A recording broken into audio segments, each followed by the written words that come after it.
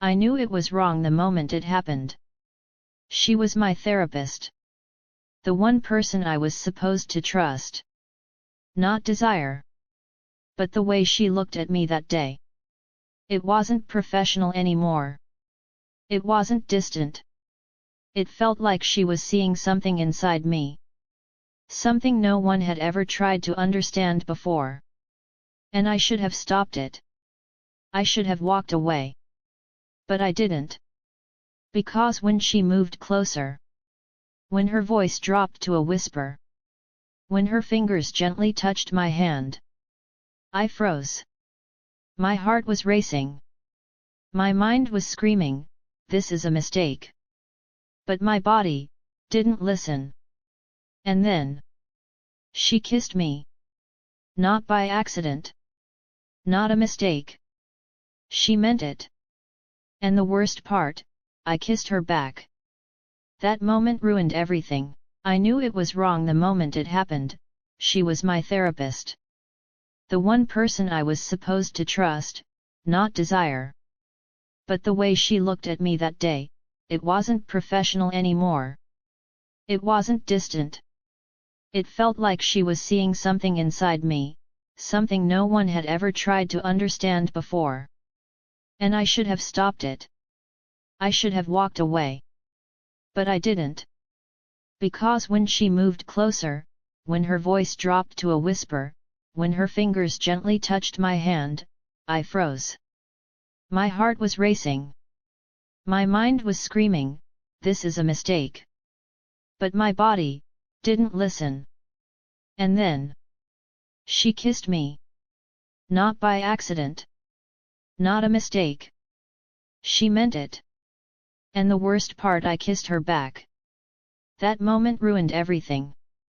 Because I didn't just fall in love with her, I became addicted to her.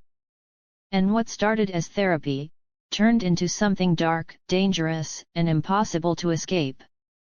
I still remember the first day I walked into her office. I didn't even want to be there. Therapy wasn't my choice. It was my mother's idea after she found me sitting on the bathroom floor at 3 a.m., staring at nothing, completely numb. She said I needed help. I said I was fine. We both knew I was lying. The clinic smelled like lavender and silence. Too calm. Too controlled. I hated it instantly. It felt fake. Like the kind of place where people pretend to heal, while hiding everything that actually hurts. I almost walked out. My hand was already on the door. But then, "Are you leaving already?" Her voice stopped me. Soft. Calm. But firm enough to pull me back. I turned around. And that's when I saw her for the first time. She was standing near the window, sunlight falling gently across her face. For a second, I forgot why I was there. She didn't look like what I expected. Not cold. Not distant. Not clinical. She looked warm. Real. Dangerously real.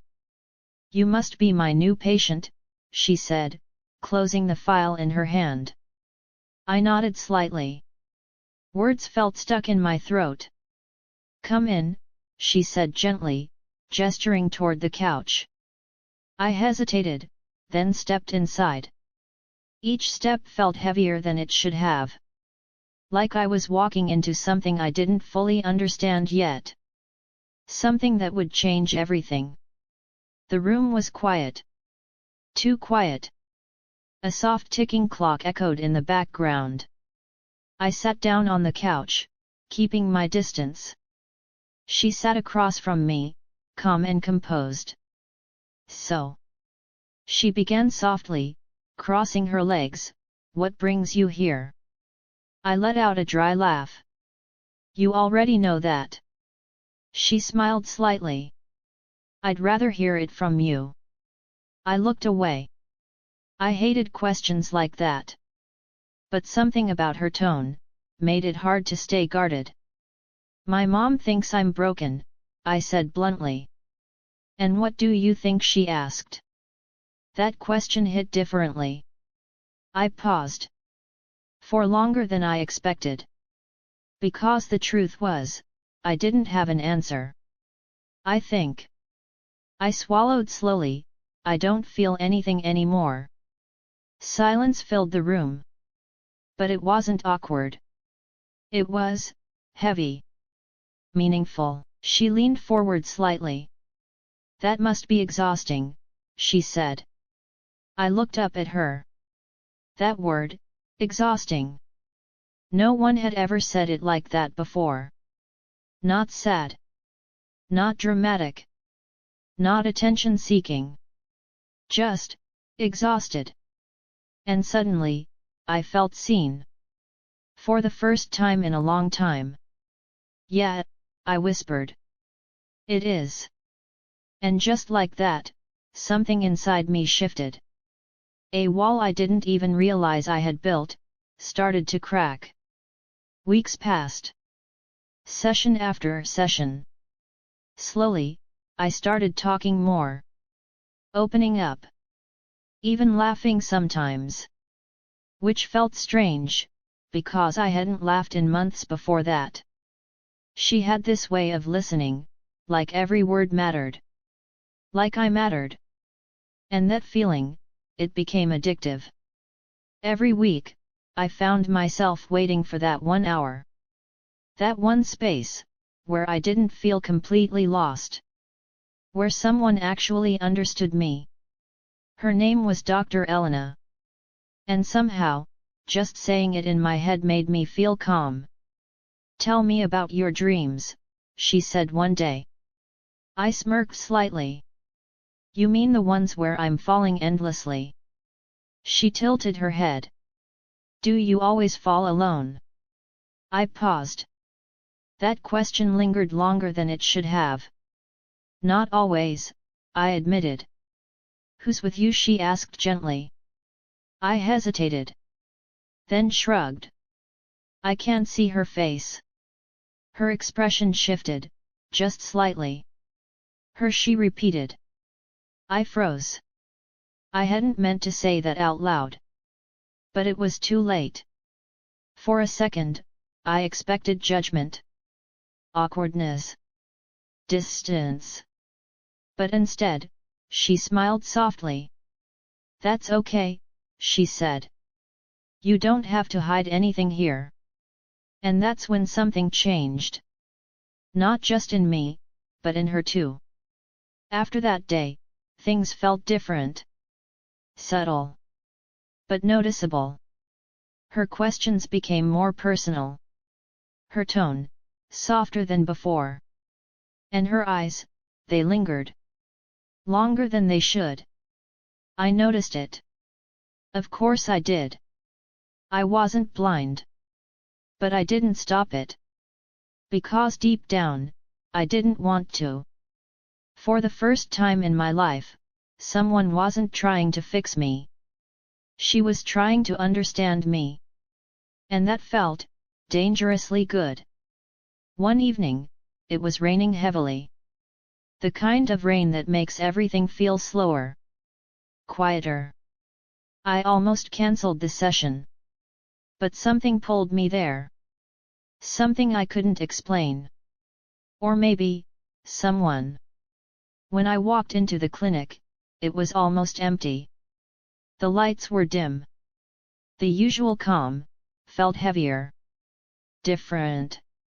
She was already inside. But she wasn't sitting. She was standing near the window, staring outside. Lost in thought. Rough day? I asked softly. She turned, slightly startled. Oh, you're here. Her voice wasn't as steady as usual. That was new. I frowned slightly. Are you okay? She hesitated. Then gave a faint smile. I should be asking you that. I stepped closer. No, something's wrong. A long silence followed. Then she sighed. It's just been a lot lately. I had never seen her like this before. Not calm. Not controlled. Just human. And strangely, that made her even harder to ignore. The silence between us that evening felt different. Heavier.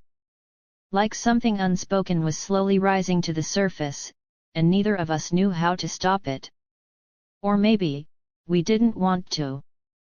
She turned back toward the window for a moment, crossing her arms lightly.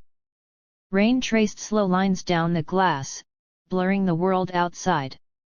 I shouldn't be telling you this, she said quietly. I stepped a little closer. Then don't, I replied. She let out a soft breath, almost like a laugh, but without any real humor in it. You ever feel like you're supposed to have everything figured out? She said, still not looking at me, but inside, you're just as lost as everyone else. That caught me off guard. Because that wasn't something a therapist usually admits. I studied her for a second. Yeah, I said. All the time. She finally turned to face me. And for a moment, we weren't therapist and patient anymore. We were just two people, standing in the same storm. You're not like my other patients, she said. My heart skipped. That doesn't sound very professional. A small smile touched her lips. It's not. Something about the way she said it made my chest tighten. This was new. Different. Dangerous. We both moved at the same time. Just a step. But it was enough to close the distance between us. Too close. I could see the small details now, the slight tension in her jaw, the way her fingers pressed together like she was holding something back, the way her breathing wasn't as steady as before. You should sit, she said softly. But neither of us moved. I'm fine here, I replied. Our eyes locked. And suddenly, the room felt smaller. Warmer. Like the air itself was changing. This is a bad idea, she whispered. I nodded slightly. Yeah, it is. But neither of us stepped back. Not even an inch. Tell me something honest, she said. I swallowed. What? She hesitated, then asked quietly, do you think about me, outside of here? My heart started pounding. This wasn't therapy anymore. Not even close. I should have lied. I should have shut it down. But instead, yeah, I admitted. Her eyes didn't leave mine. How often? I let out a nervous breath. More than I should. That was the truth. And somehow, it felt like crossing a line I could never uncross. A silence followed. But it wasn't empty. It was charged. Heavy with everything we weren't saying out loud. I think about you too, she said. My chest tightened instantly. What? She looked down briefly, then back at me. I try not to, she added quickly. But it happens. Everything inside me froze. Because hearing that changed everything. You're not supposed to, I said quietly. I know. Then why are you telling me this?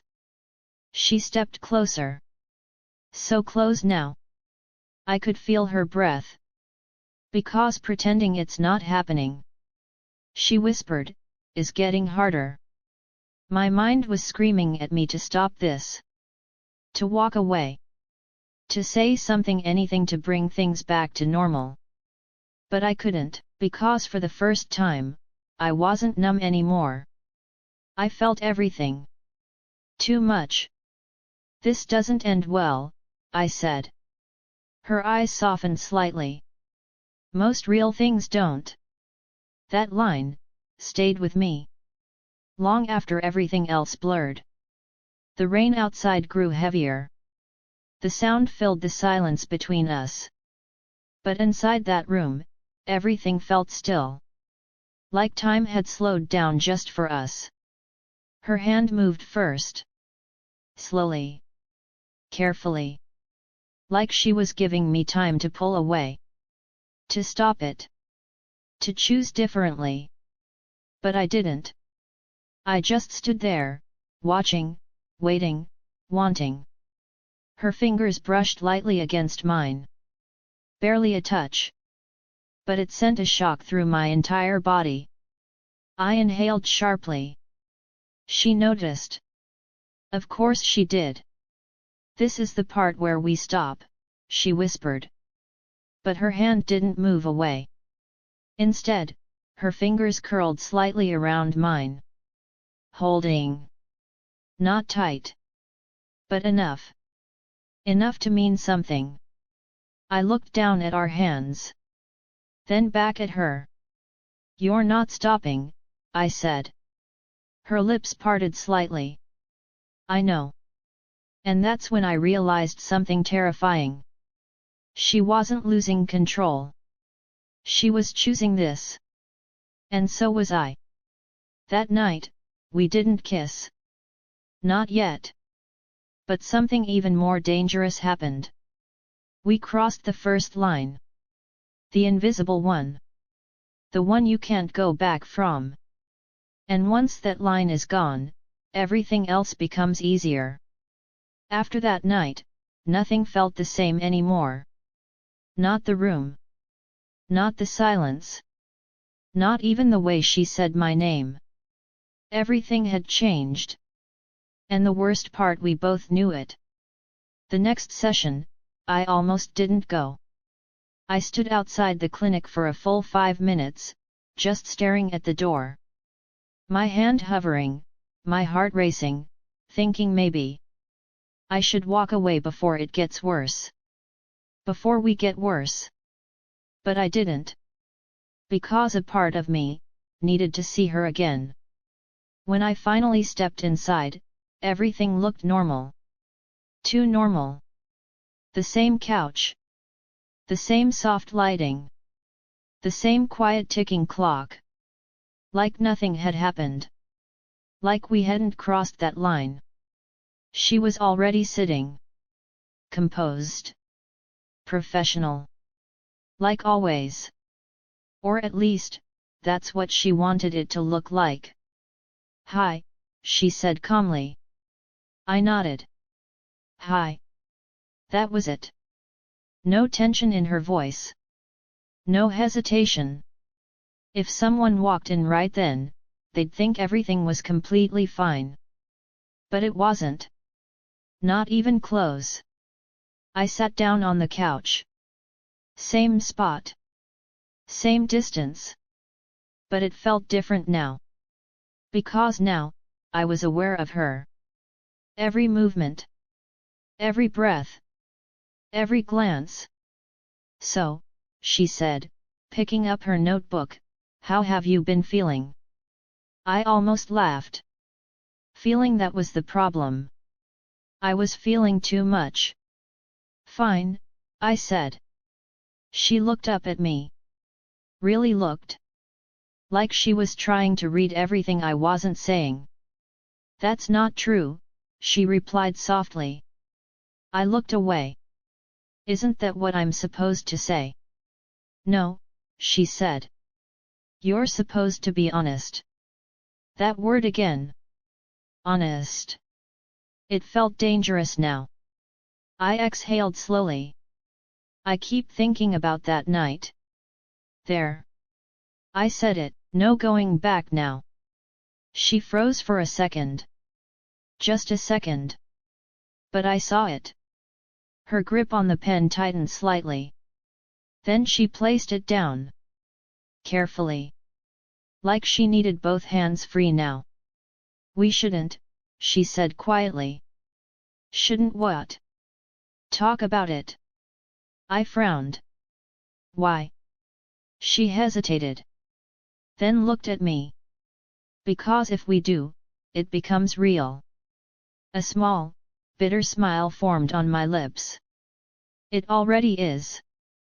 Silence. Heavy. Unavoidable. You didn't pull away, I said. Her eyes flickered. You didn't either. That hit harder than I expected. Because she was right. This wasn't just her fault. It was both of us. I couldn't, I admitted. My voice was lower now. More honest than I wanted it to be. She leaned back slightly, studying me. Why? That question felt deeper than it sounded. I swallowed. Because the answer it scared me. Because. I paused, it felt right. The moment I said it, everything shifted again. Her breathing changed. Subtle. But noticeable.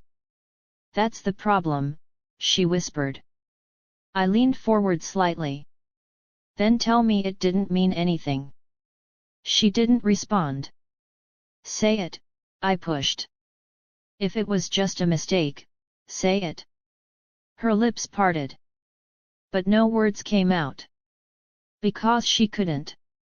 And that silence, it told me everything. My heart was pounding now. Louder. Faster. Like it was trying to warn me. Or push me forward. I didn't know which. Look at me, I said softly. She hesitated. Then slowly, she did. And that was it. That was the moment everything broke. The tension between us snapped. Not loudly. Not dramatically. But quietly, like something finally giving in. I stood up. I don't even remember deciding to do it. My body just moved. She didn't stop me. Didn't say anything. Didn't look away. One step closer. Then another. Now I was standing right in front of her. Too close. Again. You should sit down, she whispered. But her voice, it wasn't firm anymore. It wasn't a command. It was a warning she didn't believe in. Make me, I said quietly. A mistake. A dangerous one. Her eyes darkened slightly. Not with anger. With something else. Something deeper. This isn't a game, she said. I know. Another step. Now there was almost no space left between us. My heart was racing so fast, it hurt. But I didn't stop. Then why are you doing this, she asked. I looked straight into her eyes. And this time, I didn't hesitate. Because I want you. The words hung in the air. Heavy. Irreversible. Her breath caught. I saw it. Felt it. For a second, everything stood still. Then slowly, she stood up.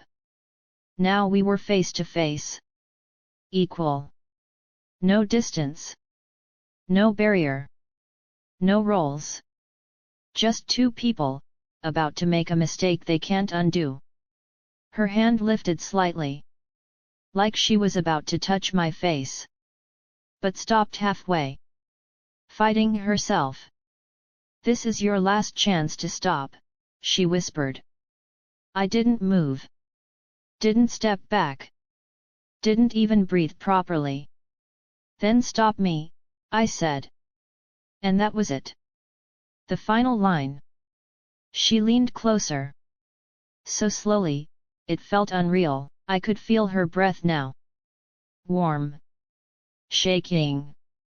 Our lips were inches apart. 1 second. 2 seconds. And then.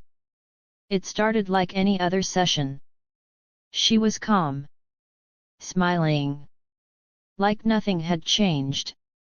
But something felt off. The way she looked at me, like she was holding back a secret. You're quiet today, she said softly. I'm fine, I lied. Her eyes narrowed slightly. You're hiding something, she said.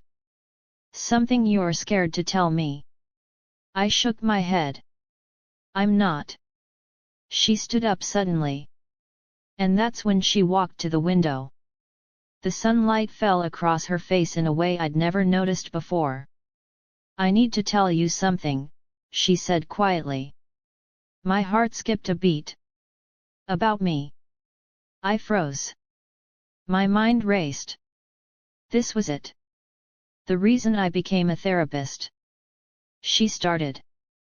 The reason I've always been drawn to people like you. I waited. She took a deep breath. When I was your age. She continued, I made a mistake. A mistake. She looked down. Someone I cared about deeply. Her voice trembled slightly. Someone I shouldn't have. I could feel the tension building. You. She said, lifting her eyes to mine. You remind me of her. My stomach dropped. Her eye asked quietly. She nodded. Yes, and that's why I can't stay away from you. My chest tightened. You mean? I whispered. You want me because of her. She shook her head quickly. No, it's not like that. Her hand reached out toward mine. I want you for me, she said softly. But I also see a part of her in you. A part I couldn't save. And it scares me. The confession hit me harder than any kiss, any touch, any danger. I didn't know what to say. You've been using me, I asked, my voice barely above a whisper. No. She snapped. Don't think that. I care about you. I never wanted to hurt you. I just can't help myself. I stared at her. The woman I trusted. The woman I loved. The woman I'd given everything to, was broken too. And somehow, that made her more human. More dangerous. Because now I realized, this wasn't just about desire. This wasn't just about forbidden love. It was about two broken people, falling into each other's chaos, and neither knowing how to stop. Her hands shook slightly as she reached for me. You can't walk away, she whispered. Not now. Not ever. And I knew, she was right. Once the lines are crossed, once the addiction starts, there is no turning back. Her secret wasn't just hers. It became ours. And from that moment on, everything we did, everything we felt, was tainted with danger, obsession, and something neither of us could control. We weren't just in love anymore, we were trapped. And the deeper we went, the darker it became. Days passed. Weeks. But the intensity never faded. It grew. Every text, every look, every accidental touch, it felt like fire on skin. And yet, the guilt was suffocating. I couldn't focus at work. I couldn't sleep. I couldn't eat. She was always there. In my head. In my thoughts. And I knew, she was feeling it too. One evening, I found her waiting outside. Rain poured down around her, soaking her hair, her clothes, and still, she smiled. You came, she said softly. I can't stay away, I admitted. Her eyes filled with tears. Neither can I, she whispered. But this is killing us. And she was right. It was destroying us. I didn't know how to stop. I wanted her. I feared losing her. I hated myself for both. Why do we keep doing this? I asked, voice trembling. Her gaze fell. Because we're addicted, she said quietly. To each other. To the danger. To the feeling of not being alone. Her words cut through me. Because it was true. And the worst part, neither of us wanted it to end. We tried to hide it. To be normal. But every time we were alone, everything spilled over. One night, I finally broke. I yelled. At her. At myself. At the world. Why are we like this? I screamed. Her shoulders shook. Her hands trembled. I don't know. She cried back. I hate it. I hate this, but I can't stop. The sound of her voice, the sight of her breaking, it pierced me. We collapsed onto the couch. Together. Shaking. Crying. And in that moment, I realized something terrifying. Love wasn't supposed to feel like this.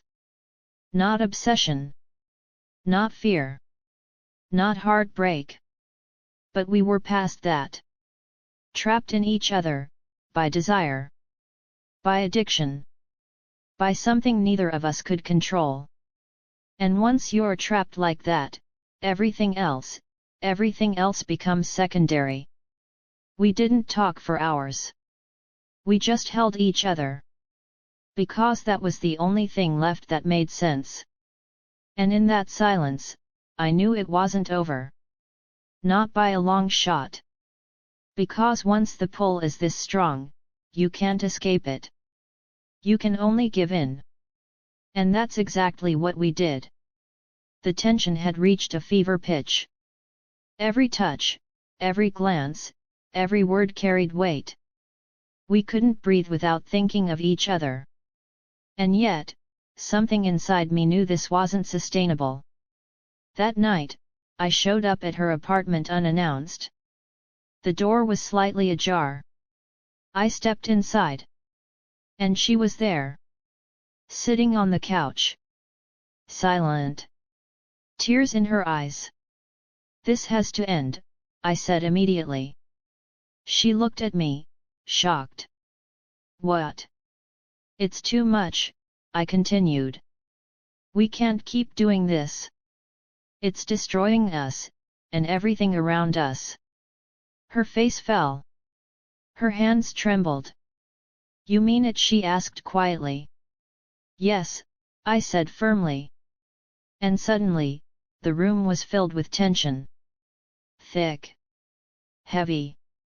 Dangerous. I can't, she whispered. I can't let you go. My chest tightened. You have to, I said. For both of us. She shook her head violently. No. She cried. This is all I have. And then, she stepped closer. Our faces inches apart. Eyes locked. Hearts racing. I won't let you leave, she said softly. That's when it hit me. This wasn't just about love anymore. This was about survival.